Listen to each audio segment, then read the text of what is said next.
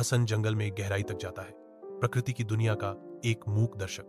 वह प्राचीन खंडहर के पास जाता है, जहां परछाइयां अतीत के रहस्यों को फुसफुसाती हैं। पेड़ों से मदद के लिए एक हल्की सी चीख गूंजती है, जो जंगल की शांति को भंग कर देती है। हसन की आंखें चौड़ी हो जाती हैं, क्योंकि वह एक चट्टान के पीछे से एक जादुई जेल की झलक देखता है। कारागार के भीतर एक जिनी धुंधला चमकता है, फंसा हुआ और निराश। जिन आवाज गूंजती है, मेरी मदद करो, एक दुष्ट जादूगर ने मुझे यहाँ कैद कर लिया है। जंगल के हृदय से जिन्नी प्रकट होता है, जो एक जादुई अंगूठी प्रदान करता है। हसन अंगूठी स्वीकार करता है। उसका चेहरा खुशी से चमक उठता है, क्योंकि वह घर लौटने की तैयारी करता है। हसन आत्मविश्वास से अपने घर की ओर बढ़ता है, अब नए साहस और उद्देश्य से ओत प्रोत। परिलोक जीवंत रंगों में खुलता है, जहां फूल जीवन से खिलते हैं और पक्षियों का गीत हवा में भर जाता है। नूरी, एक अलौकिक सुंदरता की दृष्टि इस जादुई क्षेत्र में घूमती है। वह रुक जाती है, अपने हाथों में एक नाजुक पक्षी को पकड़े हुए, जो उसकी अटूट करुणा का प्रमाण है। कठिन इलाके में नूरी यात्रा करती है। उसका दृढ़ संकल्प अड़िग है। अंधेरे का महल उसके सामने उठता है, जो आशंका का स्मारक है। छड़ी उठाई, नूरी प्रकाश की एक किरण छोड़ती है।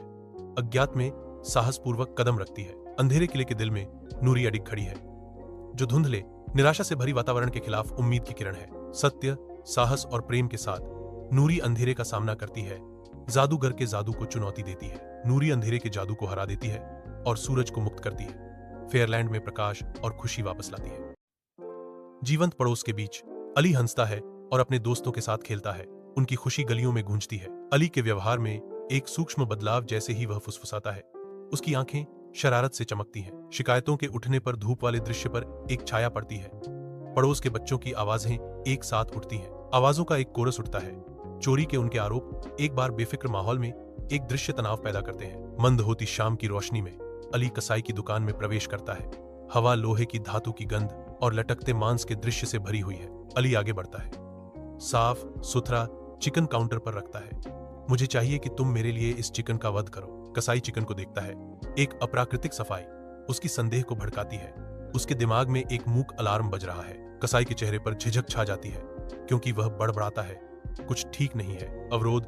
कसाई चुपके से बाहर इशारा करता है। उसके कार्य एक बढ़ते बेचैनी का संकेत देते हैं। पड़ोसी इकट्ठा होते हैं।